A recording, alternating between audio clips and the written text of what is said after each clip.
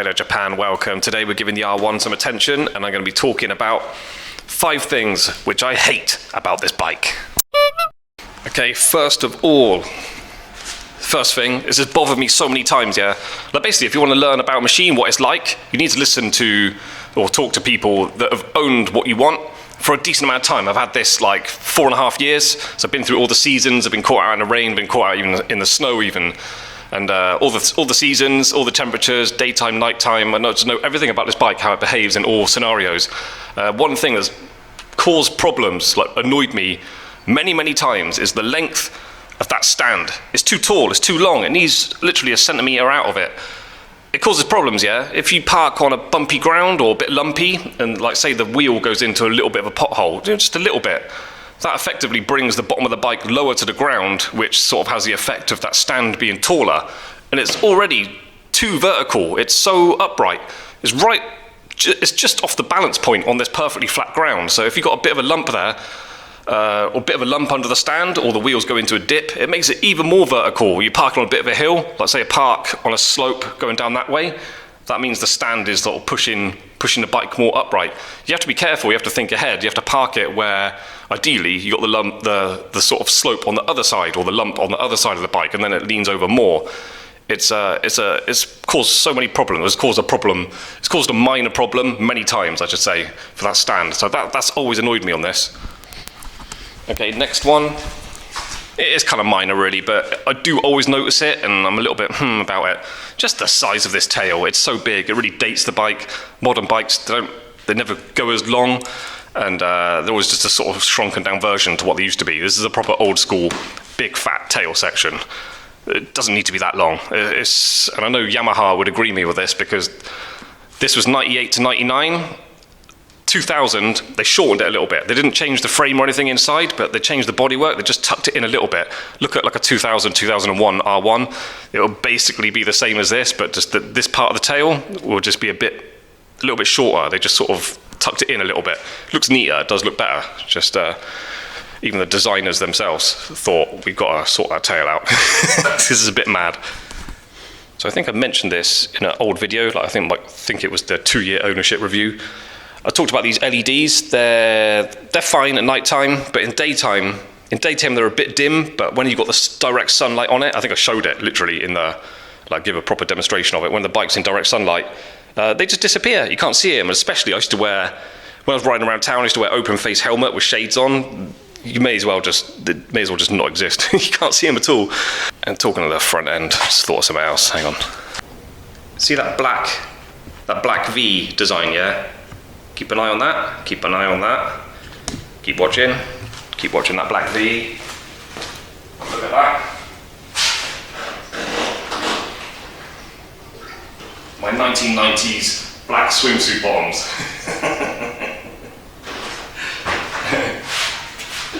Check out an old episode of Baywatch and look what the girls are wearing. That's what it looks like you're wearing when you're riding an R1. Okay, picking on the back end again now. What's that? And you might tell me it's a pillion seat. Yeah, I know, but what's it doing there? Isn't it supposed to be a race replica bike? It's supposed to be a replica of a race bike. I don't want that there. It's stupid. Like, I literally don't want a pillion on the back of this kind of bike, and a pillion doesn't want to be a pillion as well on the back of the bike. Totally uncomfortable, totally unsafe. The small seat, the foot pegs are there. Takes quite an athletic, flexible person to actually sit in that position and just ride in a bike as well. Like, I've never taken someone on the back of this before, but my first bike was an R1 when I was like 23 years old. Just take my mates out quite a lot on it. My good God, does it ever cut the performance in half of a motorcycle, having all that extra weight on the back. Ruins the handling as well, doing slow maneuvers becomes really dangerous. People move about, they just move their head about, it shakes the bike. When accelerating hard, they're like hugging onto you, pulling you back. When you brake, they're leaning right into you. Like, you have to literally tell people to put their hands there and brace themselves on the tank, not just lean on your back. Because they put all the extra weight all transfers to your arms. It just gets hard work. It ruins the handling, it's uncomfortable, it's hot. It's a nightmare. Hate having pillion passengers, so literally I haven't done it for years. I don't want it. If someone wanted to go on the back of this for me, unless it was a really hot woman who didn't weigh much, I would just say no.